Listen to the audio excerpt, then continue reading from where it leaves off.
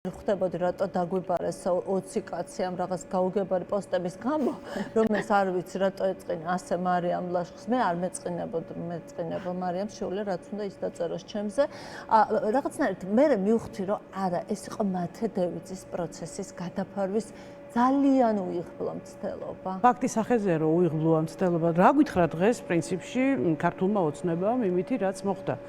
მათეს დაპატიმრებით. პირველ რიგში თავისუფლება მათე დევიძეს, თავისუფლება მზია ამაღლობელს და თავისუფლება აბსოლუტურად ყველა ადამიანს, ვინც ახლა ამ წუთას არის საპატიმროში და მე დარწმუნებული ვარ, რომ ეს ღამის კოშმარი, რომელიც ხანდახან მგონია რომ ეს იზრდება და არ არის ნამდვილად არ ხდება ჩვენ თავს, აუცილებლად დასრულდება, იმიტომ რომ აღარ ვიცი აი იმის იქით რა შეიძლება იყოს, აი იმის იქით რა შეიძლება იყოს, თუმცა დღეს იმის იქით რა შეიძლება და მოხდარიყო მოხდა. ამით გითხრას ერთი რამ, რომ ყველაფერი იქნება ისე როგორც ერთი ადამიანი გადაწყვეტს ამას, რომ ეს ხალხი არის მხოლოდ საკუთარი ამორჩევლის მთავრობა და ის სხვას არ ცნობს არავის საერთოდ.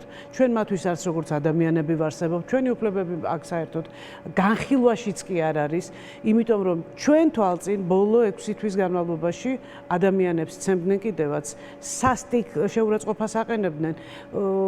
ჩვენ თვალწინ ჟურნალისტებზე ხდებოდა გურამ როგავაზე, მაკა ჩიხლაძე, ფაქტიურად ეს იყო მკვლელობის მცდელობა, იმიტომ რომ ადამიანი შეიძლება უბრალოდ მართლა მომკვდარიყო და მე აი ადამიანი არ მეგულება, მე ადამიანს ხასულს ვამ, სამხასულს ვამ, რომ აი ადამიანი არ მეგულება, რომელიც ამას დაინახავდა და არ წამოხტებოდა და არ გაიქცეოდა საშველად მაკასი. 10 წუთში მთელმა საქართველოს, ყოველ შემთხვევაში თბილისმა იცოდა ვინ ვისი არეალი იყო მოქმედების ის ადგილი და ვისი ჩადენილი იყო ეს ყველაფერი. დღემდე ეს ადამიანები ჩვეულებრივად აგზელებენ ცხოვრებას, სვამენ ყავას ალბათ კაფეში ყოველდილას, აქვთ ურთიერთობა მეგობრებთან და მაკას ამბავი ფაქტიურად გამოკლეული, მოძიებულიც კი არ არის. და ამასობაში ჩვენ ვხედავთ პოლიცია, ნინო, აი ეს იყო კიდე შემზარავი, პოლიცია როგორ უყურებდა ამას. თავისთავად ცხადია, ყველაზე ცუდი რაც მოხდა, ჩვენ დაგვაკარგინეს პოლიციისადმი ნდობა. მე არასოდეს აღარ ვცდილობ, როცა რაღაცას ვხედავ ქუჩაში, რაღაცა ამბავი ხდება, მე მირჩევნია, მე თვითონ მივარდე და ჩაუხტე შუაში და რაღაცა ღონისძიებები ჩავატარო, რომ გავაშველო ადამიანები, არც კი ვფიქრობ იმაზე, რომ დავრეკო პოლიციაში. იმიტომ რომ მე მათ აღარ ვენდობი და ეს არის ალბათ ყველაზე ცუდი, რაც შეიძლება სახელმწიფოს დაემართოს. როცა მისი ერთ-ერთი ყველაზე ესეთი ძლიერი სტრუქტურა ჩემ თვალში აღარ არსებობს და ეს მარტო მე ხო არა ვარ ასეა ძალიან ბევრი ადამიანი. და ჩვენ დაგვანახეს დღეს, რომ აღარ არსებობთ მორჩა.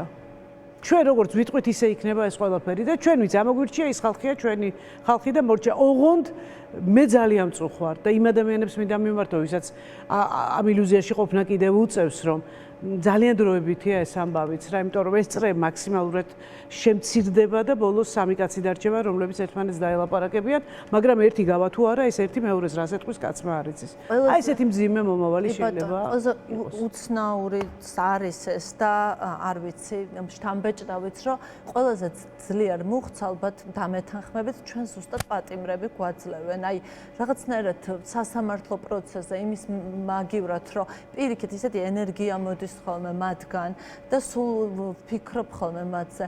გუშინ გიორგი ახობაძეს წერილი მივიღე, რომელიც ახლა გვიყურებს, იმიტომ რომ აღმოჩნდა რომ სულ გვიყურებს გიორგი და მან წერილში ასეთი რამ დაწერა, რომ ჩემთვის ძალიან მნიშვნელოვანი არის ღამის ეთერებიო, ღამე ცოტა ისეთი არის, სევდა მოგვაწვებაო და მე ძალიან მნიშვნელოვანი არის, კიდე რას ლაპარაკობთო, რას გვაჩვენებთო, რას ამბობთო, რა დაახლოებით ასეთი იყო, არ მინდა ხა მისი წერილი შინაარსი მოვყვე, მაგრამ